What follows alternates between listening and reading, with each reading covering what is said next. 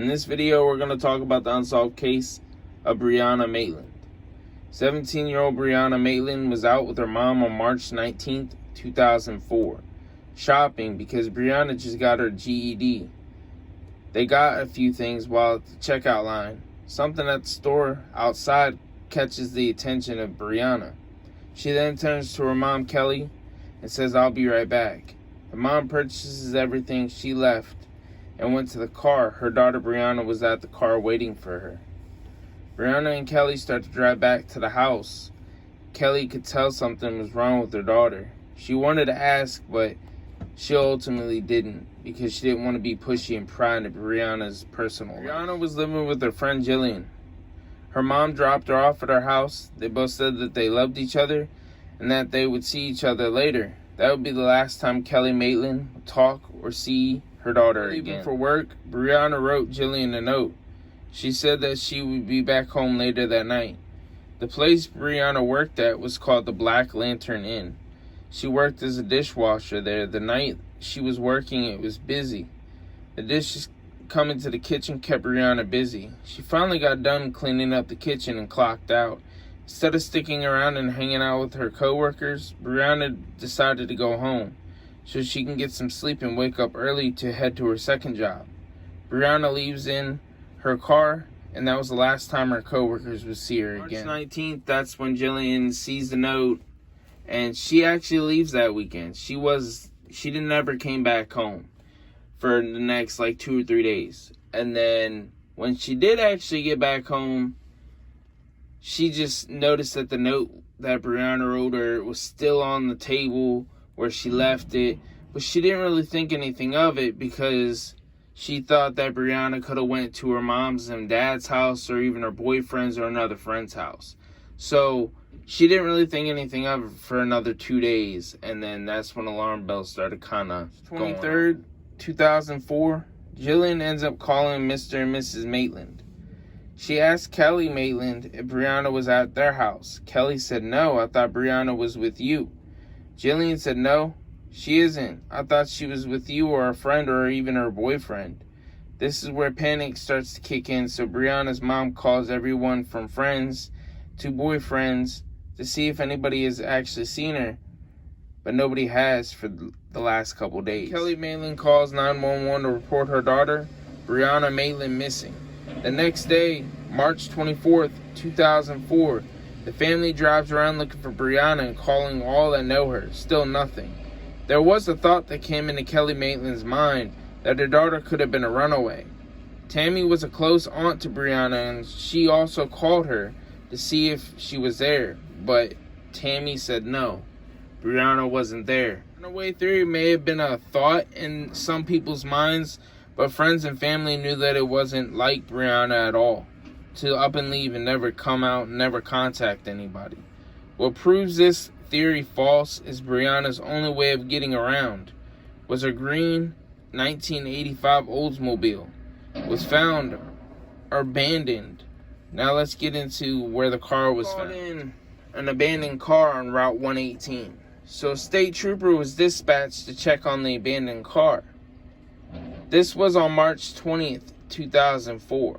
The green 1985 Oldsmobile was backed into an old house in the middle of nowhere. The state trooper looked around the car. Other than the car being backed into the old house, nothing about the car really looked alarming. There was some personal items in the car, like 2 unopened paychecks from the Black Lantern Inn, made out to a Brianna Maitland.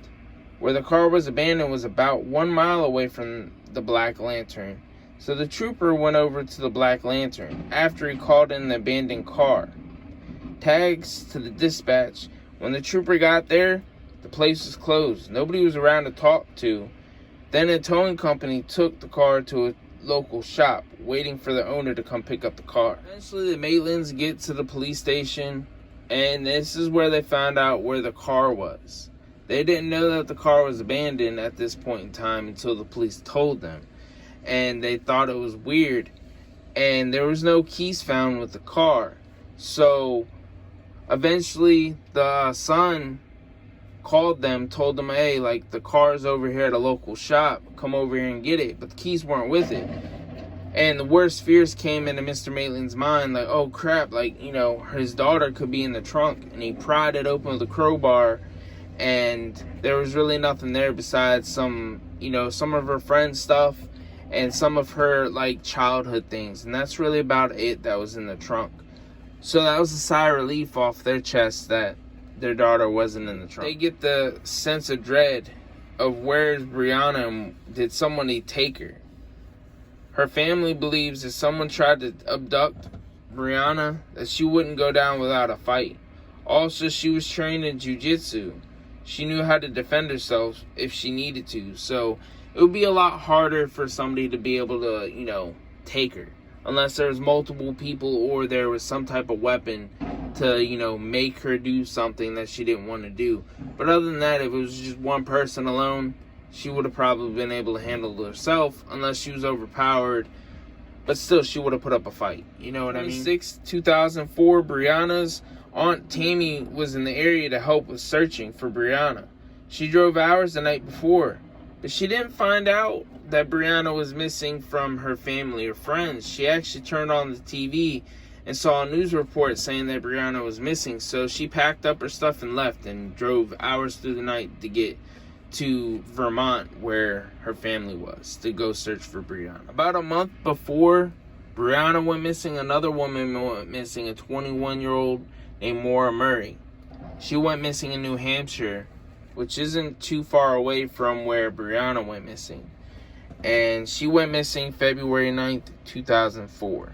Her case is still unsolved today. This time, Kelly Maitland was making missing persons posters of her daughter and posting them anywhere she could, so she could spread the word and hopefully find Brianna. Bruce Maitland, which is Brianna's father, did his thing to find where his daughter was. And he went to the Black Lantern Inn, questioned people there, asking, you know, her co-workers if they seen them, any patrons that night and whatnot, but they didn't find any. He ended up going to the area where the old house was, where Brianna's car was found, trying to pick up a scent trail of where Brianna could have went. But ultimately, they didn't find nothing. There was no scent for them to follow or anything. So I'm just thinking in my head, if her scent just abruptly just ends, then there must have been another car there that somebody took Brianna and just shoved her in the car and then they went off wherever. Because, I mean, if you really look at the situation, just say she crashed her car up against the, really wasn't all that hard, but just say she crashed her car up against the house, she walked off, the dogs would have found some type of scent trail and followed it, but there was none. So that's why I think that there was another car involved. 30th, 2004 is when Vermont State Police start to search Brianna's car for any clues. When the state police looked through Brianna's car in 2004, the only thing that they would say is that there was no real evidence of foul play. Just because there's no evidence of foul play doesn't mean that there wasn't something that went on, like an abduction or something of that matter. But the police also never said that something bad didn't happen to her either. Bruce and Kelly Maitland's phone was going off, and they got a few different phone calls that were a bit disturbing. One of them said that their daughter was tied to a tree, and another one was that she's dead and she was dumped in a lake. Most likely these were hoaxes, and they were just, you know, people playing sick jokes, but who knows. But there was actually a phone call that came in that was kind of helpful, and it was from the Murray family. They called Brianna's Aunt Tammy. They asked if they found anything. And I had mentioned Maura Murray earlier in the video, and she went missing around the same time as Brianna did. Vermont and New Hampshire are neighboring states.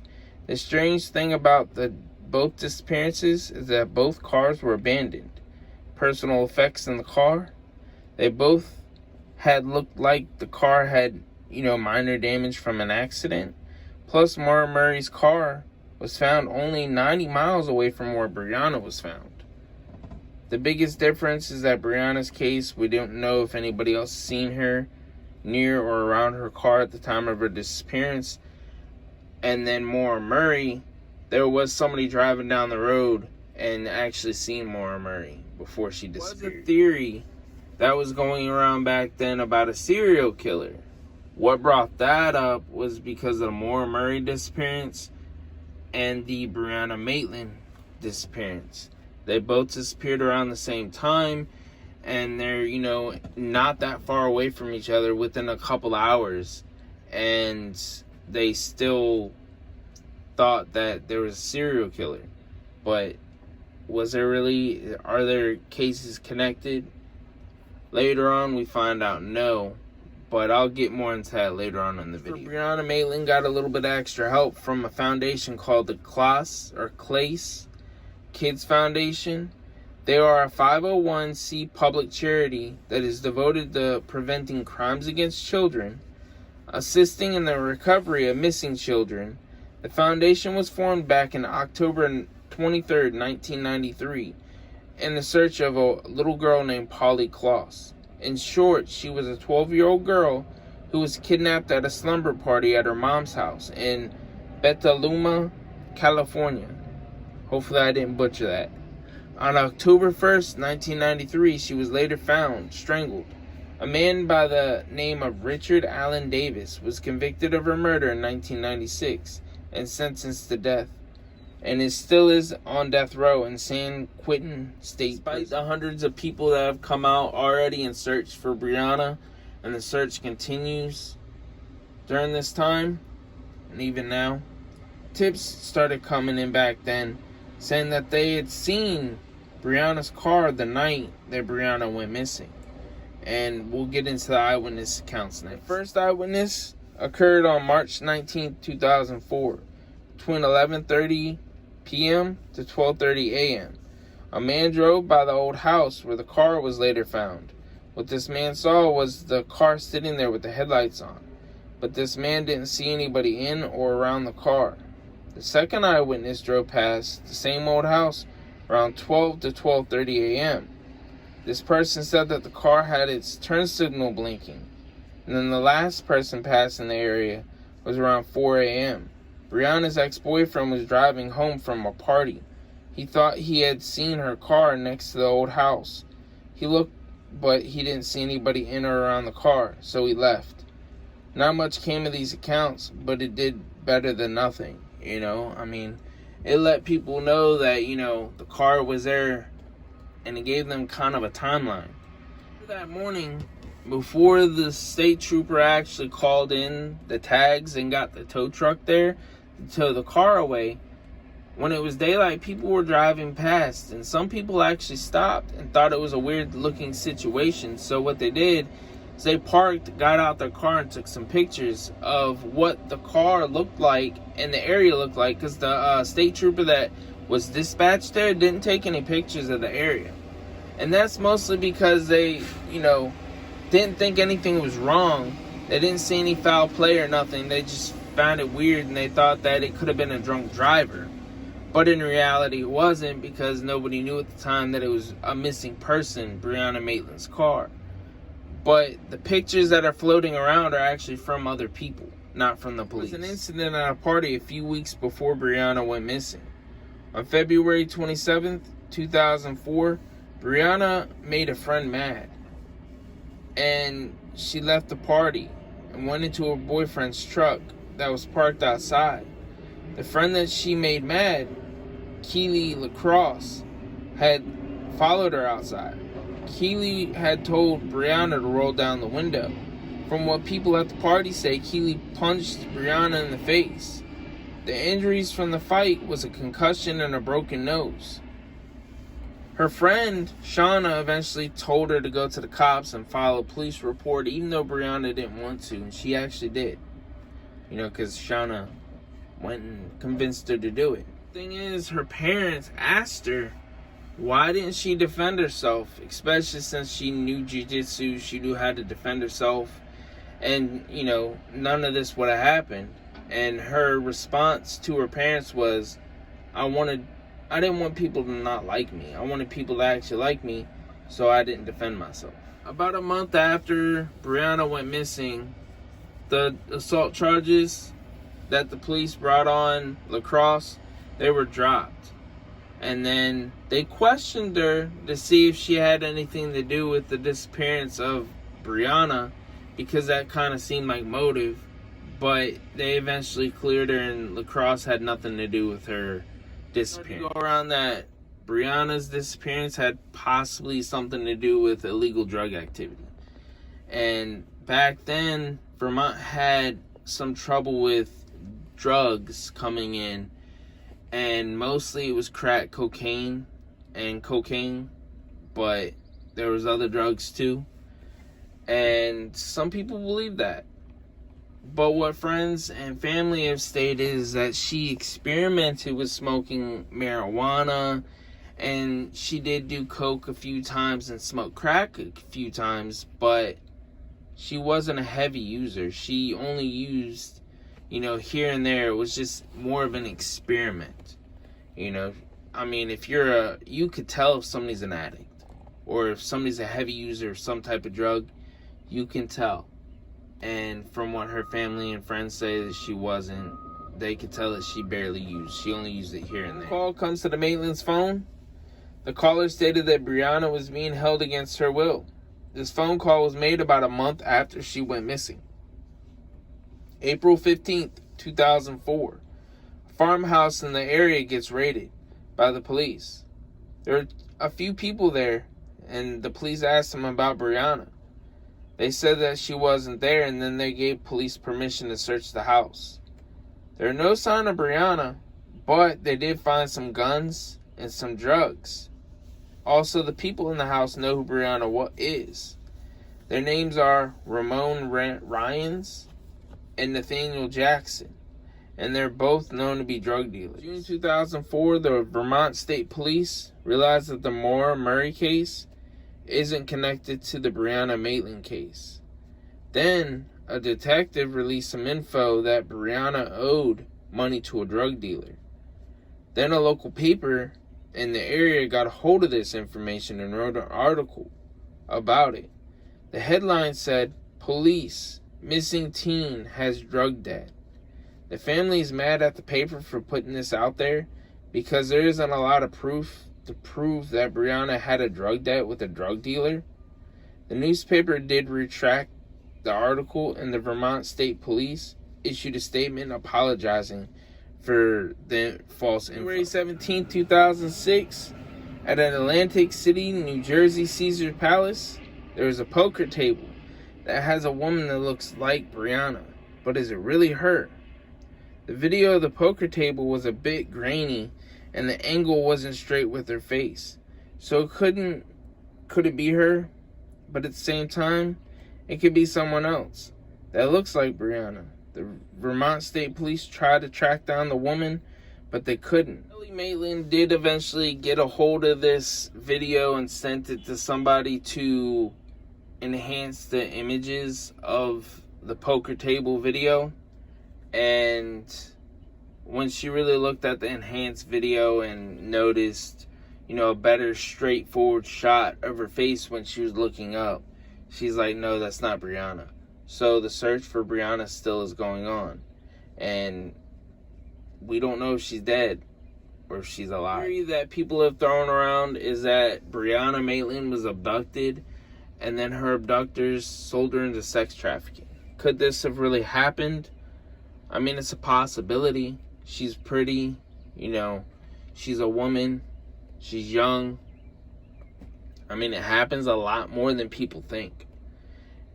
Let me know what you guys think in the comments, what you guys think about this theory. Vermont State Police do believe that foul play was involved in Brianna's disappearance, and that is because they found some evidence in the car that proves it and around the area, but they're not giving away this information, which is understandable. They want to keep a lot of information close to vest. It's an active investigation. They want to keep the integrity of the case. So that's totally understandable. And I mean, if you really look at it, the police, if they gave away every single bit of information that they had on the case, then what would happen is somebody could falsely say that they did something, and then the police really have no way of saying, oh yeah, that they did it or not. the biggest way that police really catch somebody, other than, an alibi not checking out or something, is some of the information that they keep away from the public is information that the killer and people involved in the crime would know. February 1st, 2007, Ramon Ryan's name pops up again. It's in an affidavit. This affidavit states that a police officer swore a woman told him that Brianna Maitland was murdered. Also, her body was dismembered. One of the people implicated in this report was Ramon Ryan's. The report would go on to say after the body of Brianna was dismembered, she was taken to a pig farm. People who did this left her there to never be seen or heard from again. Have said that they can't really prove these claims because the person that had said it isn't really trustworthy. So with that being said, this affidavit could be not exactly trustworthy. And even though the police officer may have been trying to get the information that he needed or she needed, the person that he interviewed or she interviewed isn't trustworthy enough to really be able to believe their story. Because of whatever reason. They won't really exactly say why, but that's just what I could find. The theory that has been thrown around is Brianna was told to meet somebody at this farmhouse, and then when the first witness came and drove past, they seen the lights still on, but it was just parked there. And then they got there, a struggle ensued, car got somehow pushed into reverse, and then as that happened, the car just went back into the house. So I mean, it wasn't much damage on the car or the house. It was just, since the house is old, the car was punctured into it, but it wasn't like somebody, stepped on the gas real hard and, went, 20, 30, 40, 50 miles an hour into a freaking house. No, it was literally only like a fender bender, basically. So these people or person fought with her and eventually got her into another car and ran off. And then we don't know what happens from there. But that's just a theory. Is that true? Who knows? I mean, I wish I knew, but I don't. In 2022, the Vermont State Police have made public about some type of DNA found near Brianna's car. The source of the DNA, the police wouldn't specify. This DNA was put into the FBI database and compared to DNA found near the abandoned car to 11 people that the police have interviewed and been interested in the past. There is no match, though. Vermont State Police sent the DNA samples to a Texas-based forensic sequencing lab called Othram. This was done in 2020. This lab and others like it have helped police solve other crimes with DNA. Eventually, the police got some more DNA samples through people they have interviewed and tested these samples to the DNA found near the car around the time Brianna went missing. And whenever it comes to this DNA, we don't even know if it's a male's DNA, if it's a female's DNA. We don't even know if it's like the killer or somebody was involved. We don't know. I mean, they said that it was found around the car. So for all we know, it could have been a random person. But from what it seems like, it could be somebody that they're interested in. But like I said, that's just my theory.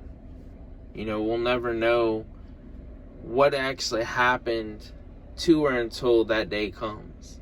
Until the police actually want to release, whatever information that they got. Because they solved the case for however they did it, they'll release it. But until then, this is an unsolved case. And I'll leave the phone numbers and everything linked in the description below. So you guys, if you have any type of information about Brianna Maitland's case, you guys can contact them. And yeah, till next time, be safe out there. And I will talk to you guys later.